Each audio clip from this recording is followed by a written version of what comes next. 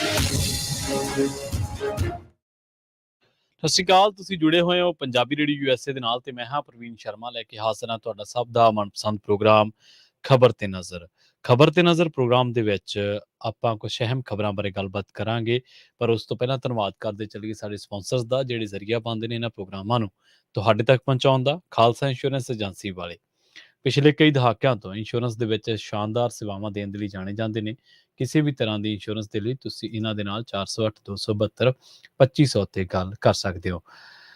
ਟਰਕੀਅਨ immigration ਲਾ firm ਵਾਲੇ ਜੇ ਟਰਕੀਅਨ ਇਮੀਗ੍ਰੇਸ਼ਨ ਬਾਬਤ ਤੁਹਾਡਾ ਕੋਈ ਸਵਾਲ ਹੈ, ਕੋਈ ਸਲਾਹ ਕਰਨੀ ਹੈ ਤਾਂ ਜਿਹਦੇ ਨਾਲ 415 909 0503 ਤੇ ਗੱਲ ਕੀਤੀ ਜਾ ਸਕਦੀ ਹੈ। ਗੁਰਦੀਪ ਸਿੰਘ ਬਿਰਦੀ ਕਲੋਵੇ, ਸਤਨਾਮ ਸਿੰਘ ਸ਼ੇਰਗਿੱਲ ਸਿਲਮਾ, ਰਵਿੰਦਰ ਹਲਵਾਰਾ ਫ੍ਰੈਜ਼ਨੋ, ਚਰਨਜੀਤ ਸਿੰਘ ਬਦਵਾਲ, ਪਿਆਰਾ ਸਿੰਘ ਰਾਹੁਲ, ਗੁਰਪਾਲ ਗਿੱਲ ਸੈਕਰਾਮੈਂਟੋ, ਗੁਰਦੀਪ ਸਿੰਘ ਗਿੱਲ ਤੇ ਪਰਿਵਾਰ ਯੂਬਾ ਸਿਟੀ, ਮਨਦੀਪ ਸਿੰਘ, ਸਰਬਜੀਤ ਕੌਰ ਸੈਨ ਹੋਜ਼ੇ, ਮਨਜੀਤ ਸਿੰਘ ਸੈਨ ਹੋਜ਼ੇ, ਮੀਰੀ ਪੀਰੀ ਸੇਵਾ ਸੁਸਾਇਟੀ, ਰਸ਼ਪਾਲ ਸਿੰਘ, ਭਰਪੂਰ ਸਿੰਘ ਗਿੱਲ ਫ੍ਰੈਜ਼ਨੋ ਤੇ ਜ਼ੈਂਡਰ ਗਰੁੱਪ ਵਾਲੇ। ਕਿਸੇ ਵੀ ਤਰ੍ਹਾਂ ਦਾ ਘਰ ਖਰੀਦਣਾ ਜਾਂ ਘਰ ਵੇਚਣਾ ਜਾਂ ਲੈਣਾ ਚਾਹੁੰਦੇ ਤੁਸੀਂ ਹੋਮ ਲੋਨ ਤਾਂ ਇਹਨਾਂ ਦੇ ਨਾਲ 559 905 2575 ਤੇ ਗੱਲ ਕੀਤੀ ਜਾ ਸਕਦੀ ਹੈ।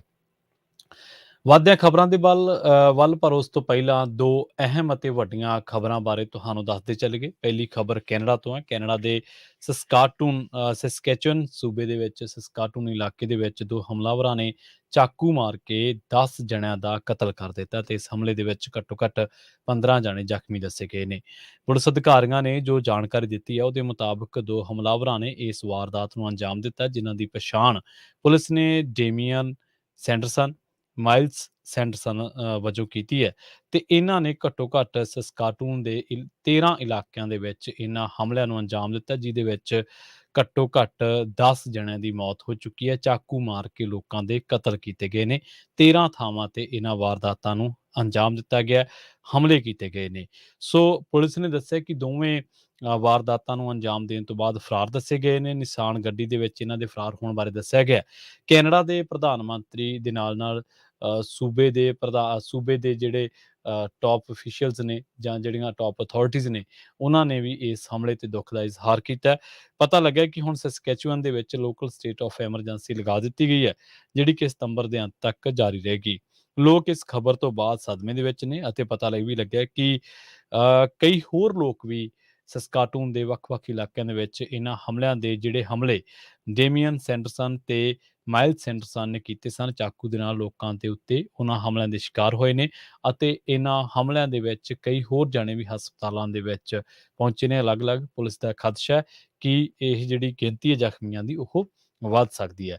ਫਿਲਹਾਲ ਪੁਲਿਸ ਨੇ ਲੋਕਾਂ ਤੋਂ ਸਹਿਯੋਗ ਦੀ ਉਮੀਦ ਕੀਤੀ ਹੈ। ਸਸਕਾਟੂਨ ਦੇ ਵੱਖ-ਵੱਖ ਇਲਾਕਿਆਂ ਦੇ ਵਿੱਚ ਇਸ ਵੇਲੇ ਖੌਫ ਦਾ ਮਾਹੌਲ ਹੈ। ਲੋਕਾਂ ਨੂੰ ਅਪੀਲ ਕੀਤੀ ਗਈ ਹੈ ਪੁਲਿਸ ਵੱਲੋਂ ਕਿ ਤੁਸੀਂ ਜਿੱਥੇ ਵੀ ਇਹਨਾਂ ਹਮਲਾਵਰਾਂ ਨੂੰ ਦੇਖੋ ਤਾਂ ਪੁਲਿਸ ਦਾ ਸਹਿਯੋਗ ਜ਼ਰੂਰ ਕਰੋ। ਦੂਜੀ ਵੱਡੀ ਖਬਰ ਕੈਲੀਫੋਰਨੀਆ ਦੇ ਫ੍ਰੈਜ਼ਨੋ ਇਲਾਕੇ ਤੋਂ ਹੈ, ਜਿੱਥੇ ਫ੍ਰੈਜ਼ਨੋ ਇਲਾਕੇ ਦੇ ਵਿੱਚ ਬਹੁਤ ਵੱਡੀ ਅੱਗ ਜਿਹੜੀ ਆ ਉਹ ਲੱਗ ਗਈ ਸੀਗੀ। ਫ੍ਰੈਜ਼ਨੋ ਦੇ ਜਿਹੜੇ ਇਹ ਇਲਾਕਾ ਪੈਂਦਾ ਉਹ ਹੈ ਕਲਿੰਟਨ ਤੇ ਮਾਰਕਸ ਐਵੀਨਿਊ ਦੇ ਕੋਲੇ। ਬਿਗ ਰਿਗ ਜਿਹੜਾ ਉਹ ਦੱਸਿਆ ਗਿਆ ਪਾਰਕਿੰਗ ਲਾਟ ਜਿਹੜਾ ਉੱਥੇ ਟਰੱਕਾਂ ਦੇ ਜਿਹੜਾ ਯਾਰਡ ਹੈ ਇਹਦੇ ਵਿੱਚ ਅੱਗ ਲੱਗਣ ਕਰਕੇ ਘੱਟੋ ਘੱਟ 5-6 ਟਰੱਕਾਂ ਦਾ ਨੁਕਸਾਨ ਹੋ ਗਿਆ ਵੱਡੀ ਪੱਧਰ ਤੇ ਜਿਹੜੇ ਅੱਗ ਬੁਝਾਊ ਦਸਤੇ ਨੇ ਉਹਨਾਂ ਵੱਲੋਂ ਅੱਗ ਤੇ ਕਾਬੂ ਪਾਉਣ ਦੀ ਕੋਸ਼ਿਸ਼ ਕੀਤੀ ਜਾ ਰਹੀ ਹੈ। ਫਿਲਹਾਲ ਅੱਗ ਲੱਗਣ ਦੇ ਕਾਰਨਾਂ ਦਾ ਜਿਹੜਾ ਉਹ ਪਤਾ ਨਹੀਂ ਲੱਗ ਸਕਿਆ। ਹੁਣ ਜਿਹੜੀਆਂ ਖਬਰਾਂ ਨੇ ਉਹਨਾਂ ਦੇ ਵਿੱਚ ਇਹੀ ਗੱਲ ਕਹੀ ਗਈ ਹੈ ਕਿ ਤਕਰੀਬਨ ਸ਼ਾਮ ਦੇ ਵੇਲੇ ਇਹ ਜਿਹੜੀ ਅੱਗ ਲੱਗੀ ਹੈ, ਜਿਹੜੀ ਇਸ ਵੇਲੇ ਕਲਿੰਟਨ ਤੇ ਮਾਰਕਸ ਦੇ ਜਿਹੜੇ ਇਲਾਕੇ ਨੇ ਐਵੀਨਿਊਜ਼ ਦੇ ਉਹਨਾਂ ਦੇ ਵਿੱਚ ਤੇ 5 ਸੈਮੀ ਟਰੱਕ ਯਾਨੀ ਕਿ 5 ਸੈਮੀ ਟਰੱਕ ਜਿਹੜੇ ਉਹਨਾਂ ਨੂੰ ਅੱਗ ਲੱਗੀ ਹੈ ਤੇ ਉਹ ਇਸ ਪਾਰਕਿੰਗ ਲੋਟ ਦੇ ਵਿੱਚ ਜਿਹੜੇ ਖੜੇ ਸੀਗੇ ਤੇ ਉਹਨਾਂ ਨੂੰ ਅੱਗ ਦੇ ਵਿੱਚ ਲਪੇਟ ਦੇ ਵਿੱਚ ਆਉਣ ਕਰਕੇ ਉਹਨਾਂ ਦਾ ਬੁਰੀ ਤਰ੍ਹਾਂ ਨੁਕਸਾਨ ਜਿਹੜਾ ਹੋਇਆ। ਫਿਲਹਾਲ ਸੁਖਾਵੀਂ ਗੱਲ ਇਹ ਵੀ ਕਹੀ ਜਾ ਸਕਦੀ ਕਿ ਕਿਸੇ ਤਰ੍ਹਾਂ ਦੇ ਜਾਨੀ ਨੁਕਸਾਨ ਦੀ ਜਿਹੜੀ ਖਬਰ ਆ ਉਹ ਨਹੀਂ ਮਿਲ ਸਕੀ, ਜਾਨੀ ਨੁਕਸਾਨ ਤੋਂ ਬਚਾ ਦੱਸਿਆ ਗਿਆ। ਖੈਰ ਪੰਜਾਬ ਦੀਆਂ ਖਬਰਾਂ ਦਾ ਰੁਖ ਕਰਦੇ ਹਾਂ ਤੇ ਸ਼ੁਰੂਆਤ ਕਰਦੇ ਹਾਂ ਰਾਧਾ ਸੁਆਮੀ ਸਮਰਥਕਾਂ ਤੇ ਜਿਹੜੇ ਤਰਨਾ ਦਲ ਦੇ ਨਿਹੰਗ ਸਿੰਘ ਆ ਇਹਨਾਂ ਦੇ ਵਿਚਾਲੇ ਜਿਹੜੀ ਝੜਪ ਹੋਈ ਹੈ। GT ਰੋਡ ਬਿਆਸ ਤੇ ਹੋਈ ਜਿਹੜੀ ਝੜਪ ਆ ਇਹਦੇ ਵਿੱਚ 13 ਜਣੇ ਜ਼ਖਮੀ ਦੱਸੇ ਗਏ ਨੇ। ਪਤਾ ਲੱਗਿਆ ਕਿ ਦੋਵਾਂ ਧਿਰਾਂ ਦੇ ਵਿਚਾਲੇ ਪਹਿਲਾਂ ਪੱਥਰਬਾਜ਼ੀ ਹੋਈ ਤੇ ਕਈ ਜਿਹੜੇ ਵਾਹਨ ਉਹ ਨੁਕਸਾਨੇ ਗਏ। ਲੋਕਾਂ ਨੂੰ ਖਿੰਡਾਉਣ ਦੇ ਲਈ ਪੁਲਿਸ ਵੱਲੋਂ ਹਵਾਈ ਫਾਇਰ ਕੀਤੇ ਗਏ, ਜਿਸ ਦੇ ਵਿੱਚ ਨਿਹੰਗਾਂ ਸਿੰਘਾਂ ਦੇ 5, ਡੇਰਾ ਸਮਰਥਕਾਂ ਦੇ 4 ਅਤੇ ਇੱਕ ਥਾਣੇਦਾਰ ਸਮੇਤ 3 ਪੁਲਿਸ ਕਰਮੀ ਜ਼ਖਮੀ ਦੱਸੇ ਗਏ ਨੇ। ਪਤਾ ਲੱਗਿਆ ਕਿ ਸਵੇਰ ਤੋਂ ਹੀ ਡੇਰਾ ਰਾਧਾ ਸੁਆਮੀ ਬਿਆਸ ਦੇ ਸਮਰਥਕਾਂ ਤੇ ਤਰਨਾ ਦਲ ਬਾਬਾ ਬਕਾਲਾ ਦੇ ਨਿਹੰਗਾਂ ਸਿੰਘਾਂ ਦੇ ਵਿਚਾਲੇ ਤਕਰਾਰ ਚੱਲ ਰਹੀ ਸੀ। ਨਿਹੰਗਾਂ ਵੱਲੋਂ ਡੇਰਾ ਸਵਾਮੀ ਦੀ ਮਾਲਕੀ ਵਾਲੀ ਇੱਕ ਜਗ੍ਹਾ ਦੇ ਕਥਿਤ ਜਿੰਦਰੇ ਤੋੜ ਕੇ ਉਸ ਦੇ ਵਿੱਚ ਵੱਡੀ ਗਿਣਤੀ ਦੇ ਵਿੱਚ ਗਾਵਾਂ ਨੂੰ ਛੱਡਣ ਦੀ ਕੋਸ਼ਿਸ਼ ਕੀਤੀ ਗਈ। ਇਸੇ ਦੌਰਾਨ ਤਕਰਾਰ ਵਧਣ ਕਰਕੇ ਦੋਵਾਂ ਧਿਰਾਂ ਦੇ ਵਿਚਾਲੇ ਪੱਥਰਬਾਜ਼ੀ ਹੋਈ। ਤੈਨਾਤ ਪੁਲਿਸ ਨੇ ਦੋਵਾਂ ਧਿਰਾਂ ਨੂੰ ਖਿੰਡਾਉਣ ਦੇ ਲਈ ਹਵਾਈ ਫਾਇਰ ਕੀਤੇ। ਪੱਥਰਬਾਜ਼ੀ ਦੇ ਦੌਰਾਨ 5 ਜਣੇ ਜ਼ਖਮੀ ਹੋ ਗਏ। ਇਹਨਾਂ ਦੇ ਵਿੱਚੋਂ 2 ਨੂੰ ਗੁਰੂ ਨਾਨਕ ਹਸਪਤਾਲ ਅੰਮ੍ਰਿਤਸਰ ਅਤੇ 3 ਨੂੰ ਸਿਵਲ ਹਸਪਤਾਲ ਬਾਬਾ ਬਕਾਲਾ ਦਾਖਲ ਕਰਵਾਇਆ ਗਿਆ। ਤਿੰਨਾਂ ਦੀ ਪਛਾਣ ਸੁੱਖਾ ਸਿੰਘ, ਸਵਰਨ ਸਿੰਘ, ਬੁੱਧ ਸਿੰਘ ਅਤੇ ਪ੍ਰਗਟ ਸਿੰਘ ਵਜੋਂ ਕੀਤੀ ਹੈ, ਜਦਕਿ ਬਾਕੀਆਂ ਦੀ ਸ਼ਨਾਖਤ ਨਹੀਂ ਹੋ ਸਕੀ ਹੈ। ਉਸ ਤੋਂ ਬਾਅਦ ਘਟਨਾ ਤੋਂ ਬਾਅਦ ਜੀਟੀ ਰੋਡ ਦੇ ਦੋਵੇਂ ਪਾਸੇ ਵਾਹਨਾਂ ਦੀਆਂ ਲੰਬੀਆਂ ਲਾਈਨਾਂ ਲੱਗ ਗਈਆਂ। ਇੱਟਾਂ ਰੋੜੇ ਚੱਲਣ ਕਰਕੇ ਸੜਕ ਤੇ ਖੜੇ ਕਈ ਵਾਹਨ ਵੀ ਨੁਕਸਾਨੇ ਗਏ। ਉਹ ਪੁਲਿਸ ਦਾ ਕਹਿਣਾ ਹੈ ਕਿ ਮਾਮਲੇ ਦੀ ਜਿਹੜੀ ਜਾਂਚ ਆ ਉਹ ਕੀਤੀ ਜਾ ਰਹੀ ਹੈ। ਝਗੜਾ ਜੀਟੀ ਰੋਡ ਤੇ ਗਾਵਾਂ ਨੂੰ ਵਾੜਨ ਤੋਂ ਸ਼ੁਰੂ ਹੋਇਆ, ਜਿਸ ਕਰਕੇ ਦੋਵਾਂ ਧਿਰਾਂ ਵੱਲੋਂ ਹਵਾਈ ਫਾਇਰਿੰਗ ਕੀਤੀ ਗਈ ਅਤੇ ਇੱਟਾਂ ਪੱਥਰ ਚਲਾਏ ਗਏ, ਜਿਸ ਕਰਕੇ ਪੁਲਿਸ ਅਤੇ ਲੋਕਾਂ ਦੀਆਂ ਗੱਡੀਆਂ ਵੀ ਨੁਕਸਾਨੀਆਂ ਗਈਆਂ। ਭੀੜ ਨੂੰ ਖਿੰਡਾਉਣ ਦੇ ਲਈ ਪੁਲਿਸ ਨੂੰ ਵੀ ਆਖਿਰ ਦੇ ਵਿੱਚ ਫਿਰ ਲਾਠੀ ਚਾਰਜ ਜਿਹੜਾ ਉਹ ਕਰਨਾ ਪਿਆ। ਸ਼੍ਰੋਮਣੀ ਅਕਾਲੀ ਦਲ ਦੇ ਸਰਪ੍ਰਸਤ ਅਤੇ ਪੰਜਾਬ ਦੇ ਸਾਬਕਾ ਮੁੱਖ ਮੰਤਰੀ ਪ੍ਰਕਾਸ਼ ਸਿੰਘ ਬਾਦਲ ਦੀ ਸਿਹਤ ਸਵੇਰੇ ਵਿਗੜ ਗਈ। ਉਹਨਾਂ ਨੂੰ ਹਲਕਾ ਬੁਖਾਰ ਹੋਣ ਕਰਕੇ ਚੰਡੀਗੜ੍ਹ ਦੇ ਪੀਜੀਆਈ ਐਮਈਆਰ ਦੇ ਵਿੱਚ ਦਾਖਲ ਕਰਵਾਇਆ ਗਿਆ।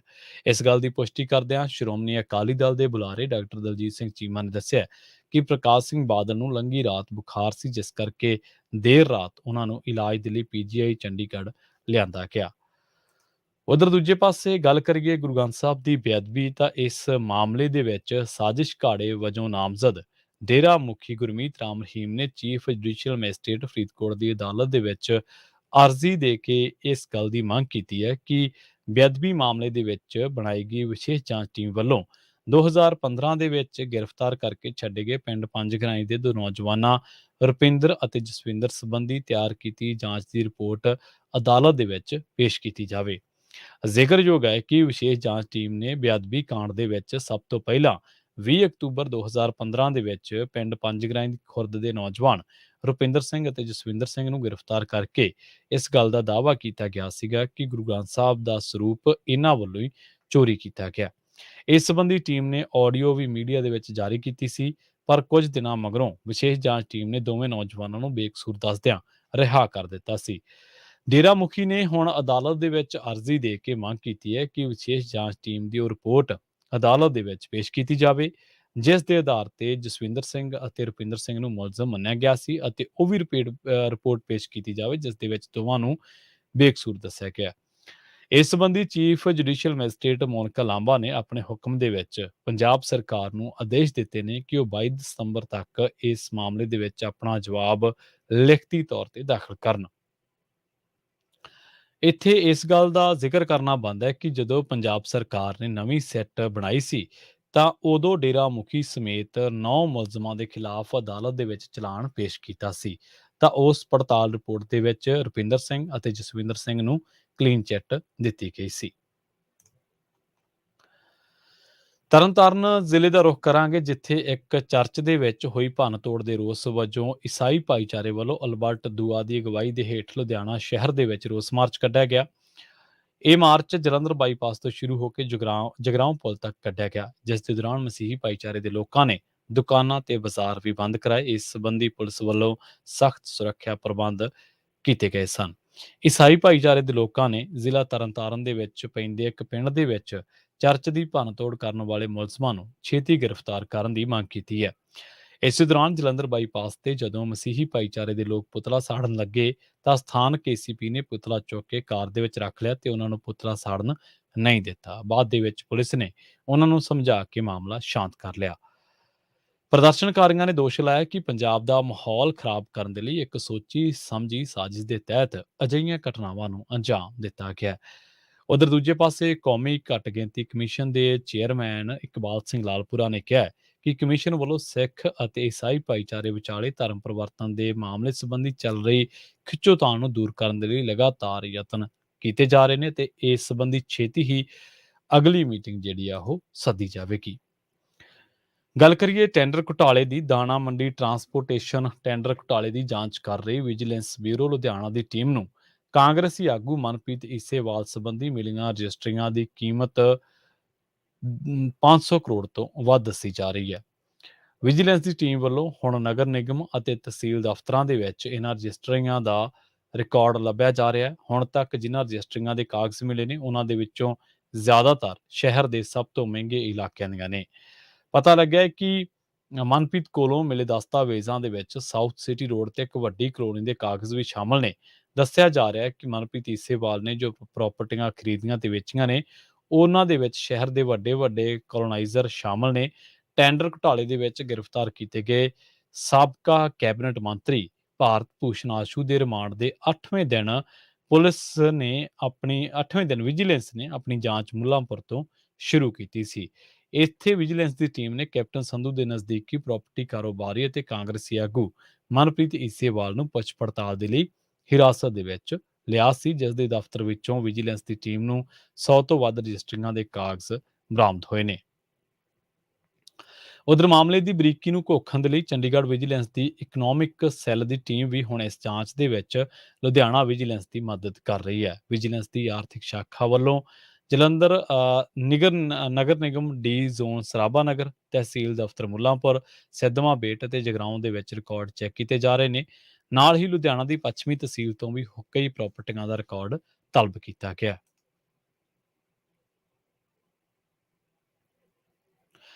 ਲੁਧਿਆਣਾ ਦੇ ਢੰਡਾਰੀ ਕਲਾਂ ਰੇਲਵੇ ਸਟੇਸ਼ਨ ਦੇ ਨੇੜੇ ਵੱਡਾ ਹਾਦਸਾ ਵਾਪਰ ਗਿਆ। ਇੱਥੇ ਰੇਲਵੇ ਲਾਈਨਾਂ ਪਾਰ ਕਰਦੇ ਹੋਏ ਤਿੰਨ ਵਿਅਕਤੀ ਪੈਸੇਂਜਰ ਰੇਲ ਗੱਡੀ ਥੱਲੇ ਆ ਗਏ। ਦੱਸਿਆ ਜਾ ਰਿਹਾ ਕਿ ਜਿਸ ਵੇਲੇ ਇਹ ਹਾਦਸਾ ਵਾਪਰਿਆ, ਉਦੋਂ ਵੱਡੀ ਗਿਣਤੀ ਦੇ ਵਿੱਚ ਮਜ਼ਦੂਰ ਰੇਲਵੇ ਲਾਈਨਾਂ ਦੇ ਨੇੜੇ ਖੜੇ ਹੋਏ ਸਨ। ਤਿੰਨਾਂ ਦੇ ਵਿੱਚੋਂ ਸਿਰਫ ਇੱਕ ਵਿਅਕਤੀ ਦੀ ਪਛਾਣ ਚਾਂਦ ਭਾਣ ਵਜੋਂ ਕੀਤੀ ਗਈ ਹੈ। ਤਿੰਨਾਂ ਦੀਆਂ ਲਾਸ਼ਾਂ ਨੂੰ ਜੀਆਰਪੀ ਨੇ ਸਿਵਲ ਹਸਪਤਾਲ ਦੀ ਮੋਰਚਰੀ ਦੇ ਵਿੱਚ ਰਖਵਾ ਦਿੱਤਾ ਹੈ।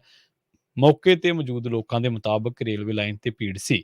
ਰੇਲ ਗੱਡੀ ਦੇ ਆਉਂਦੇ ਹੀ ਲੋਕ ਭੱਜੇ ਅਤੇ ਇਹ ਤਿੰਨ ਨੌਜਵਾਨ ਰੇਲ ਗੱਡੀ ਦੇ ਥੱਲੇ ਆ ਗਏ। ਪੁਲਿਸ ਨੇ ਜੀਆਰਪੀ ਅਤੇ ਆਰਪੀਐਫ ਦੇ ਮੁਲਾਜ਼ਮਾਂ ਨੂੰ ਮੌਕੇ ਤੇ ਭੇਜਿਆ। ਤਿੰਨ ਮ੍ਰਿਤਕ ਮਜ਼ਦੂਰ ਦੱਸੇ ਜਾ ਰਹੇ ਨੇ, ਜਿਨ੍ਹਾਂ ਦੀਆਂ ਲਾਸ਼ਾਂ ਸਿਵਲ ਹਸਪਤਾਲ ਦੇ ਵਿੱਚ ਰਖਵਾ ਦਿੱਤੀਆਂ ਨੇ। ਪੰਜਾਬ ਮੰਤਰੀ ਮੰਡਲ ਵੱਲੋਂ ਭਲਕੇ ਸੂਬੇ ਦੇ 36,000 ਕਾਮਿਆਂ ਨੂੰ ਰੈਗੂਲਰ ਕੀਤੇ ਜਾਣ ਦੀ ਪਾਲਿਸੀ ਨੂੰ ਹਰੀ ਝੰਡੀ ਦਿੱਤੇ ਜਾਣ ਦੀ ਸੰਭਾਵਨਾ ਹੈ।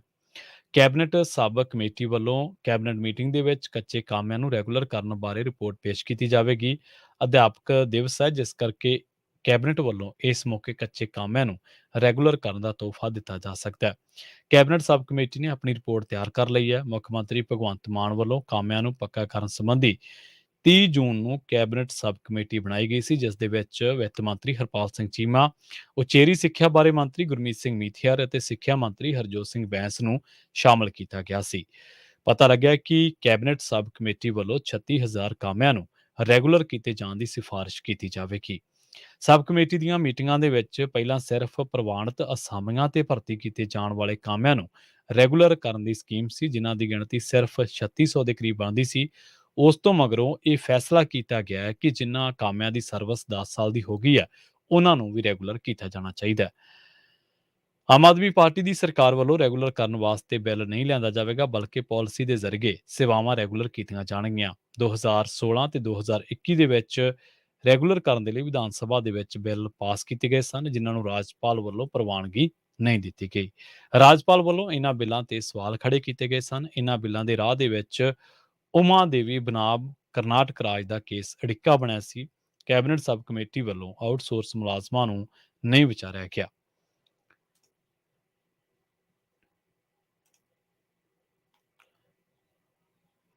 ਤਿਬੜੀ ਛਾਉਣੀ ਦੇ ਵਿੱਚ ਚੱਲ ਰਹੀ ਫੌਜ ਦੀ ਅਗਨੀਵੀਰ ਭਰਤੀ ਦੇ ਦੌਰਾਨ ਲੰਬੀ ਦੌੜ ਲਗਾਉਂਦਿਆਂ ਦੋ ਨੌਜਵਾਨ ਬੇਹੋਸ਼ ਹੋ ਕੇ ਡਿੱਗ ਪਏ ਸਨ, ਜਿਨ੍ਹਾਂ ਦੇ ਵਿੱਚੋਂ ਇੱਕ ਦੀ ਮੌਤ ਹੋਣ ਬਾਰੇ ਪਤਾ ਲੱਗਿਆ ਤੇ ਦੂਜੇ ਨੂੰ ਇਲਾਜ ਦੇ ਲਈ ਸਿਵਲ ਹਸਪਤਾਲ ਭਰਤੀ ਕਰਵਾਇਆ ਗਿਆ। ਘਟਨਾ ਗੁਰਦਾਸਪੁਰ ਦੀ ਹੈ। ਮ੍ਰਿਤਕ ਦੀ ਪਛਾਣ ਅਸ਼ਵਨੀ ਕੁਮਾਰ ਪੁੱਤਰ ਬਲਕਾਰ ਚੰਦ ਵਾਸੀ ਪਿੰਡ ਅਖਰੋਟਾ, ਜ਼ਿਲ੍ਹਾ ਪਠਾਨਕੋਟ ਵਜੋਂ ਹੋਈ ਹੈ। ਦੂਜੇ ਨੌਜਵਾਨ ਦੀ ਪਛਾਣ ਰੋਹਿਤ ਪੁੱਤਰ ਜੰਗ ਬਹਾਦਰ ਵਾਸੀ ਪਿੰਡ ਚੰਡੀਗੜ੍ਹ, ਜ਼ਿਲ੍ਹਾ ਪਠਾਨਕੋਟ ਦਾ ਇਲਾਜ ਚੱਲ ਰਿਹਾ ਹੈ। ਤਿਬੜੀ ਛਾਉਣੀ ਦੇ ਵਿੱਚ 1 ਸਤੰਬਰ ਤੋਂ ਫੌਜ ਦੀ ਭਰਤੀ ਚੱਲ ਰਹੀ ਹੈ ਤੇ ਪਠਾਨਕੋਟ ਦੇ ਨਾਲ ਸੰਬੰਧਿਤ ਨੌਜਵਾਨਾਂ ਦੀ ਭਰਤੀ ਚੱਲ ਰਹੀ ਸੀ।